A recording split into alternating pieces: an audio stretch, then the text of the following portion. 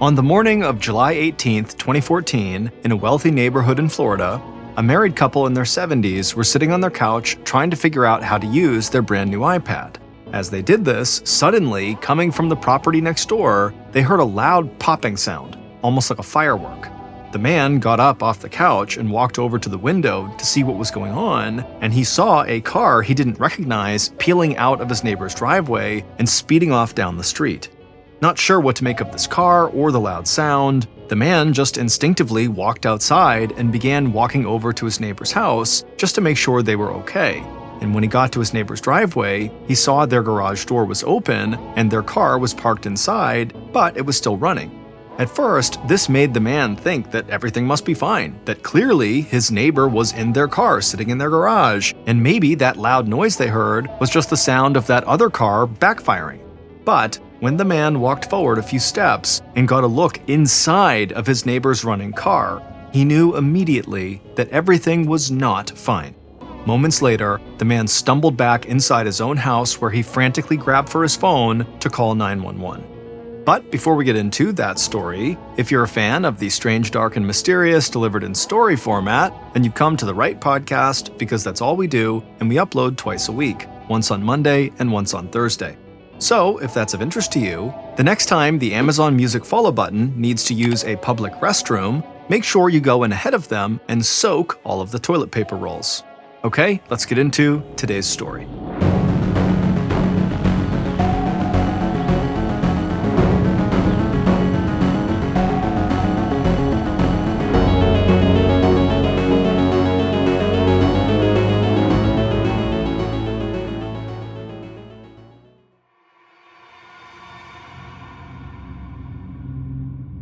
At 8:30 a.m. on Friday, July 18th, 2014, 41-year-old law school professor Dan Markle drove his two young sons to a preschool in an upscale neighborhood in Tallahassee, Florida.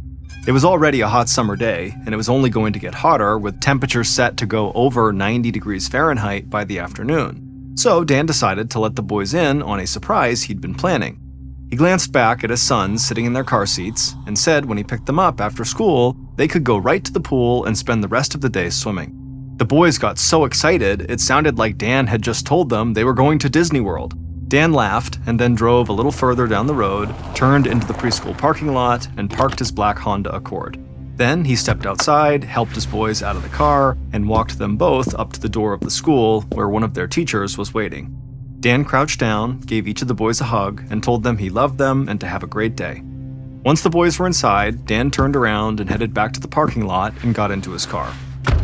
Dan was average height with short brown hair and a beard, and he wore glasses. And today, he was dressed for the gym in a red t-shirt and black shorts. But before he went for his workout that morning, he knew there was a phone call he needed to make. So he grabbed his cell phone from the pocket of his shorts, pulled up his contact list on the screen, and stared at the name Wendy. Dan let out a long sigh and his mind started to wander. Wendy Adelson was Dan's ex-wife. They had been divorced for a year and had been separated for almost 2 years, but there were still days when Dan couldn't believe the two of them were not together anymore. Dan and Wendy had met on a dating website 10 years earlier. At the time, Dan had been a law school professor at a university in Washington, D.C., and Wendy was a law student at the University of Miami in South Florida. And soon after they'd exchanged a few messages on the dating site, Wendy had decided she wanted to meet Dan face-to-face, so she hopped on a plane and flew to D.C. And the two of them hit it off in person just as much as they had online. Wendy was totally taken by Dan's incredible intelligence, and she could tell he was driven and that he had a bright career ahead of him. And right after Dan had met Wendy, he told a friend he felt like he'd won the lottery. Wendy was about 7 years younger than Dan, and she was beautiful with long curly brown hair and blue eyes. She had grown up wealthy, but never really talked about money. Instead, she just talked about how important her parents and her older brother Charlie were to her. And Dan loved that, because he thought family was the only thing more important than work or money. And Dan also loved that even though Wendy was studying to become a lawyer just like he was, she was a lot more fun and more of a free spirit than most of his colleagues in the legal profession were. Wendy had dreams of writing a novel, she had been a contestant on the TV game show The Weakest Link, and she'd even considered joining the circus at one point. And Dan felt like Wendy was a breath of fresh air in his relatively routine life. And by the time Wendy had flown back home to Florida a few days later, Both of them were already convinced they wanted to spend the rest of their lives together. And so not long after that first meeting, Dan took a teaching position at Florida State University in Tallahassee, and Wendy joined him there when she finished law school.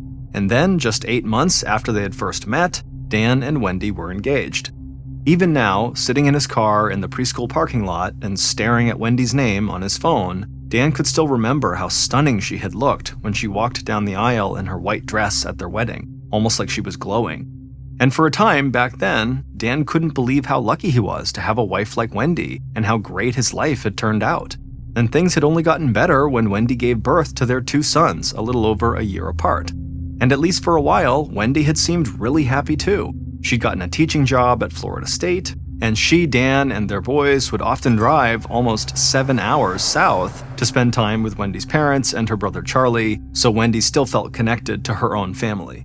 But back in the car, Dan felt like his and Wendy's wedding, their first meeting in DC, and his relationship with Wendy's family were all now ancient history.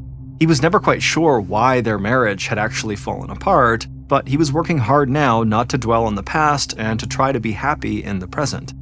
Dan took a deep breath and finally called Wendy. He got her voicemail, so he left her a message reminding her he was leaving town soon for an academic conference, so they would need to work out their custody schedule with their boys. Dan and Wendy had joint custody of their kids, but they made accommodations for each other when one of them had to travel for work. Dan hung up and tossed his phone onto the passenger seat. Then he pulled his car out of the parking lot and drove off towards the gym, which was only a few minutes away. And as he looked out his windshield at the trees outside and the sun shining, he reminded himself that he had a fun day planned for him and his sons, and that even if his life was not perfect anymore, it was still pretty great. Dan worked out at the gym for over an hour that morning, and then he walked outside at about 10:45 a.m. He got into his car and drove off, and a few minutes later he arrived in his neighborhood that was lined with large 2-story homes with well-manicured lawns out front. Then, just before Dan pulled onto his street, he remembered he had to make another phone call. His oldest son was about to start taking piano lessons, and Dan had told Wendy that he would set everything up. So he grabbed his phone and he called the piano teacher. And the 2 men were still talking when Dan actually pulled into his driveway. Dan reached up and pushed the garage door opener that was clipped to his sun visor, waited for the door to open, and then pulled his car into the garage. Dan left the car running and the garage door open while he sat in his car and kept talking to the piano teacher. But then suddenly, Dan saw something move in his rearview mirror. He turned to look back and asked the piano teacher to hold on for a second, and then Dan saw someone walking towards his car. Dan turned and looked out the driver's side window to get a better look at this person, but before Dan could say anything, he heard a sound like a firecracker going off. Then Dan's ears started ringing, his vision blurred, and he fell forward against the steering wheel. At 10:50 a.m., about the time Dan had pulled his car into the garage, a married couple in their 70s were sitting on their living room couch in the house next door to Dan's. The couple had just gotten a new iPad, and they were spending a relaxing morning figuring out all of the features it had to offer.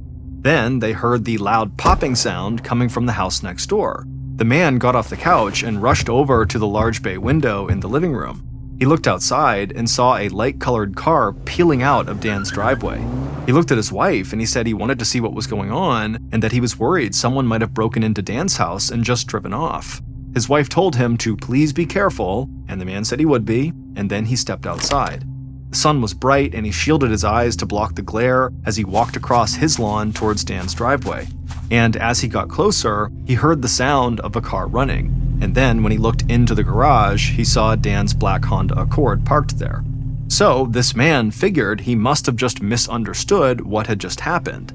If Dan was parked in the garage, someone would not have been robbing his house, and the light-colored car might have just backfired and made the sound he had just heard. So the neighbor turned around, walked back to his house and into his living room, but instead of rejoining his wife on the couch, he went back to the window and stared out at Dan's driveway. He just wanted to wait and see Dan pull out of the garage or close the garage door, and that way he would be sure everything really was okay. But after a few minutes, the garage door was still open and Dan's car was still inside. The man leaned up against his window, squinted, and tried to see if there was any movement next door inside the house, but nothing was happening, and he started to get an uneasy feeling in his stomach. So he told his wife he was going to go back outside again to actually go check on Dan. This time, the neighbor moved quickly across his yard to Dan's driveway, and he could hear the car still running. He called out to Dan as he turned the corner, but nobody replied. Then he stepped into the garage, and immediately he stopped in his tracks. He felt broken glass crunch under his feet, and he knew something had to be wrong. The man rushed to Dan's driver's side window, and he gasped. Almost all of the glass in the window had shattered, and in the car, he saw Dan's body slumped over the wheel. The neighbor shouted Dan's name several times, but Dan didn't respond. So the man leaned in closer to the shattered window, and he saw blood in Dan's hair and on his face, but he could see that Dan was still breathing. So the man turned around and ran back to his house as fast as he could. He threw the front door open, grabbed his phone in the living room, and he dialed 911. When the operator picked up, the man told him that they needed urgent help at the house next door. He said his neighbor was bleeding from his head, but he was still breathing. But for some reason, the operator asked the neighbor a bunch of questions about what specifically he had seen that had prompted him to call 911. The neighbor didn't understand what was happening. He just kept saying that his neighbor was slumped over in his car, there was blood in his hair and on his face, and they needed to help him right now. Finally, the operator said yes, they would send someone over. At that point, the neighbor hung up, ran back outside, and rushed over to Dan's garage again. He leaned into the shattered window and tried to talk to Dan. Dan didn't respond, but the neighbor could see Dan was still alive and breathing. The neighbor's hands were shaking, and he kept looking out at the street. He didn't understand why it was taking so long for an ambulance to arrive. Then finally, over 15 minutes after he'd called 911, the neighbor heard a siren approaching. But when he walked out of the garage and looked down the street, he saw a police car, not an ambulance. The police car parked in front of the house, and as soon as the officer stepped out, the neighbor ran towards him and waved him to come into the garage. And when the police officer saw Dan slumped over in the car, struggling to breathe, he didn't understand why he had been the one dispatched to the scene instead of an ambulance. So he called the station and said they needed an ambulance immediately, and then after that, the officer reached into Dan's car and shut off the engine. Then finally, a few minutes later, an ambulance did arrive, and Dan was rushed off to the hospital. But as Dan's neighbor listened to the ambulance siren fade into the distance, he worried that the few minutes he'd waited before calling 911, and then all the confusion that had occurred with the emergency operator, had cost Dan so much time and quite possibly his life. At around noon that day, less than an hour after the ambulance arrived at Dan's house, Detective Craig Issam of the Tallahassee Police drove through a wealthy neighborhood, and he saw kids who were off from school for the summer laughing and playing in their front yards. But as Issam turned onto Dan's street, the flashing lights from squad cars and the yellow crime scene tape around Dan's house painted a very different picture. He parked his car in the line of cop cars on the street, looked out the window, and saw several officers moving in and out of Dan's open garage. Issam knew some people thought bad things never happened in upscale neighborhoods like this one, but he'd been a cop for 25 years, and so he knew bad things could happen anywhere. Issam stepped out of the car and walked up Dan's driveway. He was a stocky man with short-cropped gray hair, and today he wore a black golf shirt tucked into khaki pants. Detective Issam took off his sunglasses and stepped into the garage, where the first officers who'd arrived at the scene were looking at Dan's parked car. There was glass all over the ground, and Issam saw the driver's side window was almost completely shattered, and when he looked in the car, he saw a broken pair of eyeglasses on the floorboard.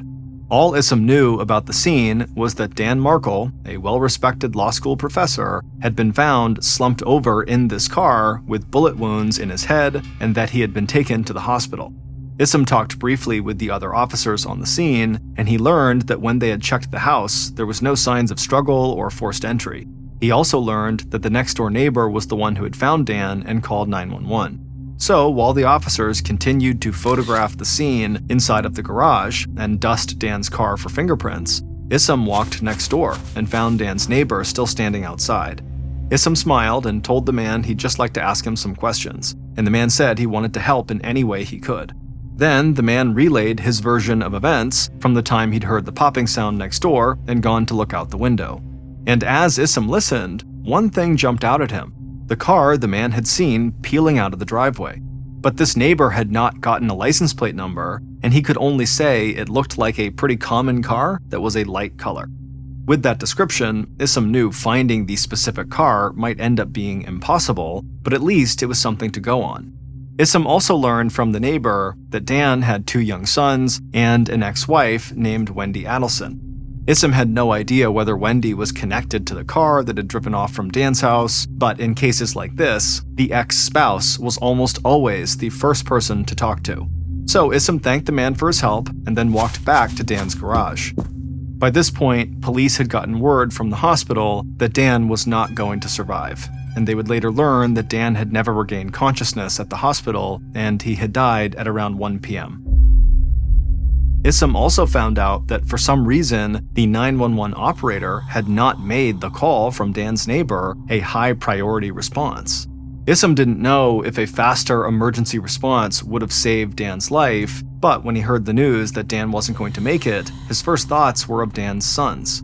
Dwelling on the 911 call wouldn't change the fact that 2 young boys would now have to grow up without their father, and that hit Issam very hard.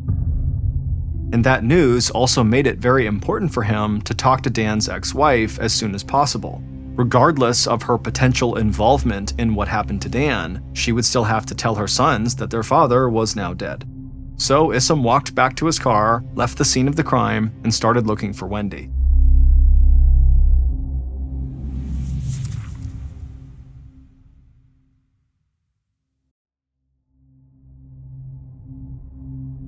At around 2:30 p.m., about 3.5 hours after the 911 call, Detective Issam pulled into the parking lot of a high-end shopping center. With the help of cell phone and GPS data, police had tracked Wendy down to a popular restaurant that was there. Issam got out of his car, walked into the restaurant, and scanned the tables. He spotted Wendy sitting with 2 other women. She was 35 years old, and she wore a dark blue t-shirt with a print on it and blue shorts. And she had her hair pulled up in a bun with her sunglasses perched on top. Issam stood there and watched Wendy for a few moments. She was talking with her friends and laughing, and so on the surface, she did not appear to have any idea about what had just happened to her ex-husband, but Issam knew that didn't necessarily mean she was totally innocent. Some people were just really good at hiding things.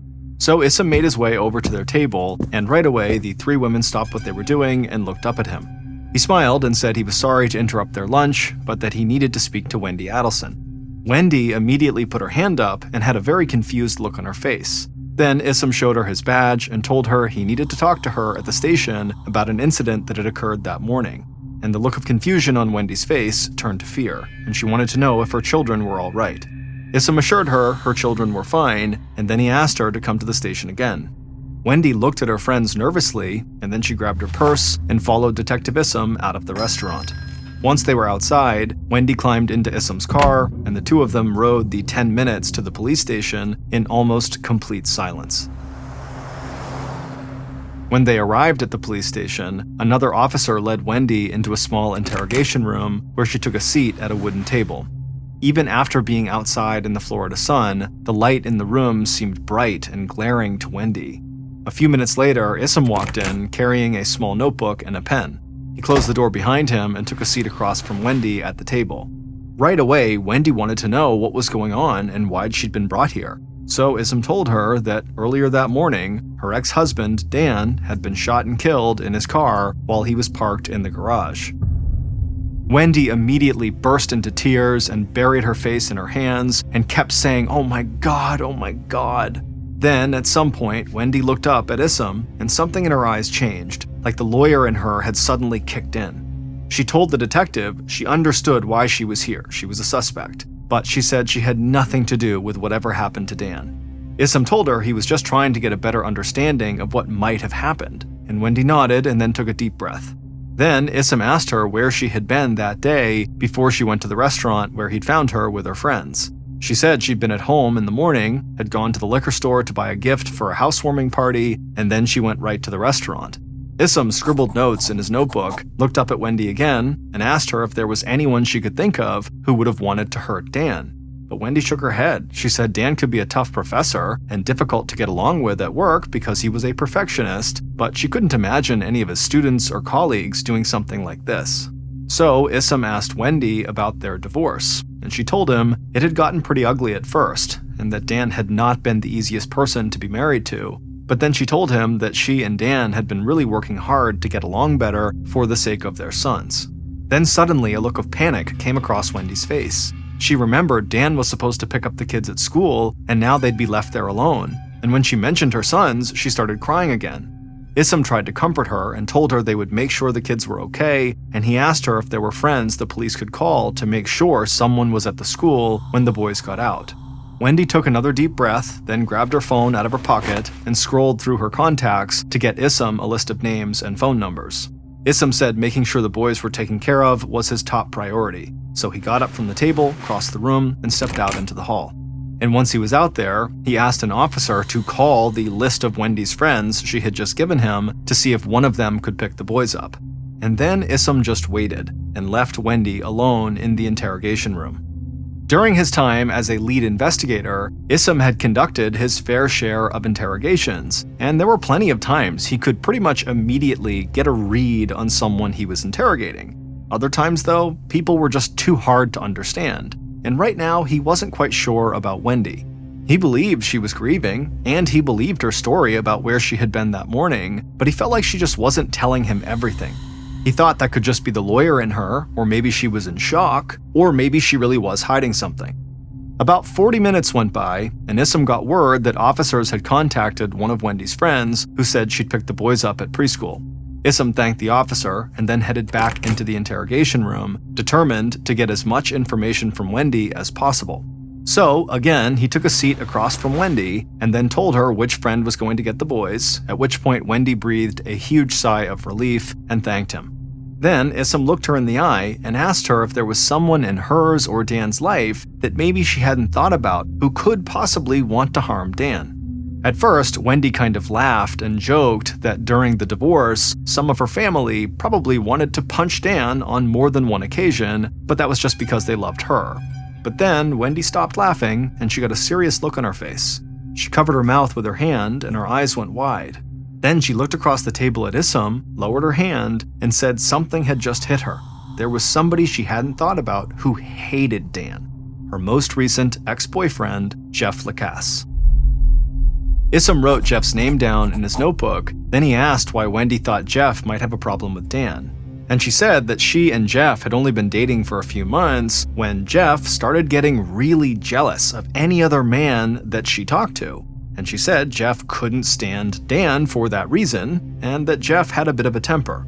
Then Issam asked what kind of car Jeff drove, and Wendy said a silver Nissan Sentra. Issam jotted that down in his notebook. A silver Nissan Sentra could fit the description of the car that Dan's neighbor had seen speeding away from the house.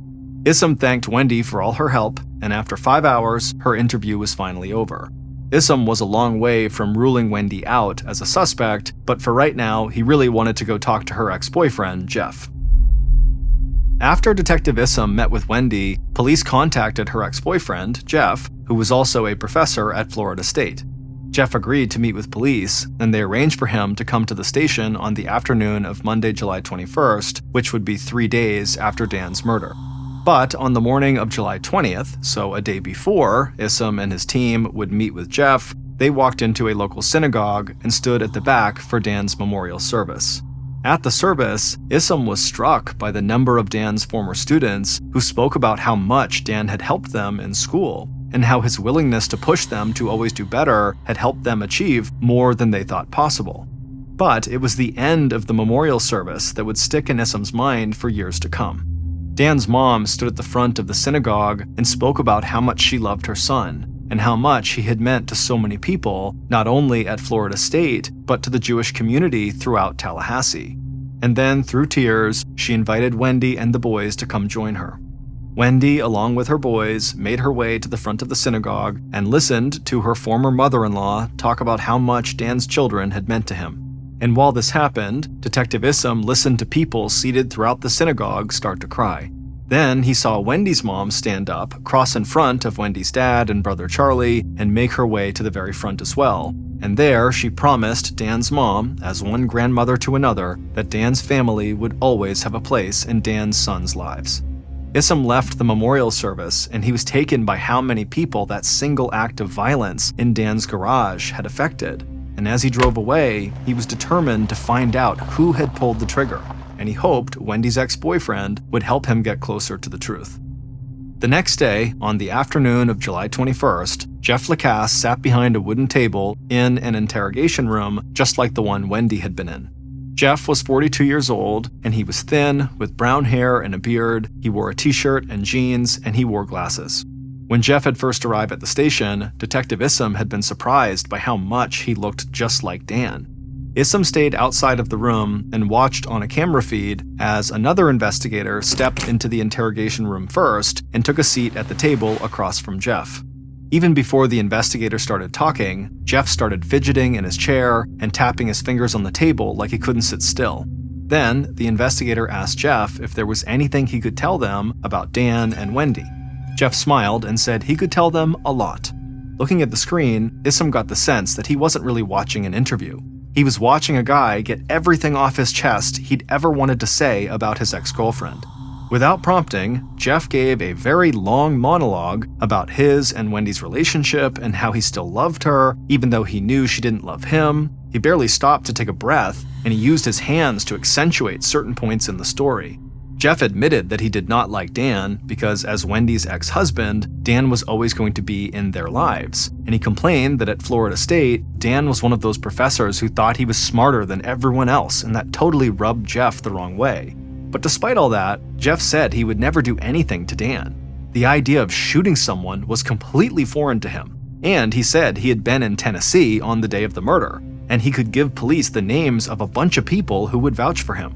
But even after Jeff had offered a potential alibi, he kept talking, and as Issam continued to watch from outside the room, he couldn't believe how much Jeff was willing to say without even being asked. And at times, Issam couldn't tell if he was watching a man put on an act, or if he was watching someone who just really had nothing to hide. But then, during a rant about how sometimes he felt like Wendy wasn't being completely honest with him, Jeff said something that stunned Issam and the investigator who was actually in the room. The investigator put up his hands and asked Jeff to stop talking for a second, and then asked Jeff to repeat what he had just said. Jeff laughed a little, caught his breath, and repeated himself. And when Issam heard what Jeff had to say again, he felt the hair on the back of his neck stand up. And what Jeff had said would make Issam look at the case in a completely different way than he had in the first few days of the investigation. And Issam's new approach to the case would eventually help police find that mysterious car that had peeled out of Dan's driveway, and that would lead them to who had killed Dan. Some elements of Dan Markel's murder are still under investigation and pending trial. But, based on interviews, evidence at the crime scene, and surveillance camera footage, this is a reconstruction of the police's leading theory about what happened to Dan on July 18th, 2014. A little before 8:30 a.m. on July 18th, the killers sat in a light green Toyota Prius vehicle on the street a few houses down from Dan's house. They were calm, and each one knew their role. The driver would make sure they never lost sight of Dan, and the shooter, who was sitting in the passenger seat with a Smith & Wesson revolver in their hand, would pull the trigger when the time came. Then the killers watched as Dan's garage door opened, and they watched him pull out onto the street with his two sons in the backseat of the car. The driver waited a few seconds and then followed Dan. The driver wound his way through the neighborhood, keeping Dan in their sights without getting too close to his car, like a hunter stalking their prey. And when Dan pulled into a preschool parking lot, the driver found a spot on the street to park and wait. Finally, after Dan had walked the kids up to the school, gone back to his car, and made a phone call, the killers watched him drive back onto the road, and they followed him. They still didn't feel like they were in a hurry, and they never panicked. They knew what their goal was, and they would wait until the perfect moment arrived. So when Dan drove to the gym and went inside to work out, the driver just found a parking spot outside a few spaces away from Dan's car, and the killers waited again. While Dan was in the gym, the killers, sitting in the car, just talked and joked as if nothing out of the ordinary was happening. And then, after they'd been sitting there for over half an hour, the driver backed out of the parking spot, drove around the lot, and found a new spot. The driver didn't want anyone who had seen the car while walking into the gym to see the car still there when they walked out. Then, after over an hour had passed since Dan had gone into the gym, the driver spotted Dan again, walking out of the gym and back to his car. And at this point, the killers felt like they were getting close. Their sense of anticipation was starting to grow. The killers followed as Dan drove out of the gym parking lot and back into his neighborhood. And as they approached Dan's street, the killers saw Dan make another phone call. Then, at about 10:50 a.m., almost 2.5 hours after the killers had first started tailing him, Dan had arrived home and pulled his car into the garage. At this point, the killers pulled into the driveway and parked the Prius.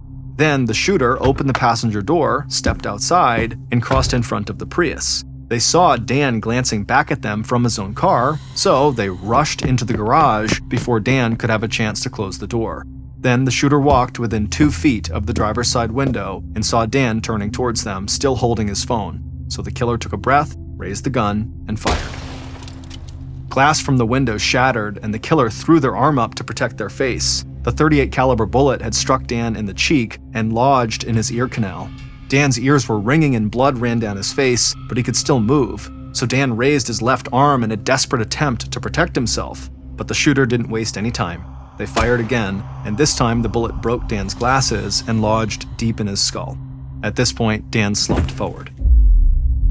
The shooter ran out of the garage, back to the Prius, threw the passenger door open, jumped into the car, and shouted for the driver to go, go, go. The driver gunned the engine, peeled out of the driveway, and sped off down the street. Minutes later, the killers drove out of the neighborhood and onto a highway heading south towards Miami. And when they were far enough from the crime scene, the driver made a phone call to a woman in South Florida and told her everything had gone according to plan. And then that woman hung up her phone and told her boyfriend, Charlie Adelson, that the job was done. It would take Detective Issam, the Tallahassee police, and members of the Federal Bureau of Investigation years to put all the puzzle pieces together, but they would come to believe that Wendy Adelson's brother, Charlie, had paid 2 hitmen roughly $100,000 to murder his sister's ex-husband. It would turn out that Wendy had no desire to share custody of the boys with Dan, and that she had even filed a motion with the court that would allow her to move with the boys 7 hours away to South Florida so she could be closer to her own family. But Dan had fought the motion, and the judge had ruled in his favor, and so Wendy was stuck in Tallahassee. As of now, police have never officially tied Wendy to Dan's murder, but her ex-boyfriend Jeff was key in turning their suspicions towards Wendy's brother Charlie. During his long-winded speech in the interrogation room, Jeff had said he didn't think Wendy would kill Dan, but he was almost sure Charlie would be up for it. That is what had stunned the investigator in the room with Jeff, as well as Issam, who was watching the interrogation via the camera outside. And it would turn out that when Jeff had gone to South Florida on a trip with Wendy to meet her family, Charlie had spent most of the time talking about how much he hated Dan, to the point that Jeff thought it was kind of bizarre and obsessive, and how Charlie also thought that Wendy should be allowed to live anywhere she wanted with her sons. And what had seemed even more bizarre was that Charlie had once made a joke to Wendy that he could just hire a hitman to kill Dan if he wanted to, and Charlie had implied he had enough money to basically do whatever he wanted and get away with it. And so Detective Issam started to think Dan's death might have been a murder for hire, and that Charlie had possibly arranged the murder from South Florida. So, with help from state law enforcement agencies, Issam had expanded the police search of surveillance footage to include cars that could possibly match the description Dan's neighbor had given and that had been driven up from South Florida into Tallahassee on the day of the murder. And surveillance footage from bus cameras, toll roads, and businesses led police to the light green Prius, which they were able to track from Miami all the way to the parking lot of Dan's gym as the Prius drove off and followed Dan home. The Prius turned out to be a rental car, and police traced it back to 2 men in Miami with criminal records. And one of those men would confess to the murder and make it known that he and his partner had a close connection to a woman who happened to be dating Wendy's brother, Charlie. The driver of the Prius was sentenced to 12.5 years in prison. The man who pulled the trigger and killed Dan was sentenced to life in prison plus 30 years. The woman who was dating Charlie and who was believed to have directly recruited the killers was sentenced to life in prison as well, and Wendy's brother, Charlie Adelson, is awaiting a trial that is set to begin in October of 2023. And again, Wendy has never been officially linked to the murder of her ex-husband. And despite the promises that had been made at Dan's memorial service, Wendy and her family kept Dan's parents from seeing their grandchildren for years. But Dan's parents fought in court just like they thought their son would have, and in June of 2022, the Markle Act was signed into law, and it now protects grandparents and grandchildren from being kept apart when certain tragic events take place.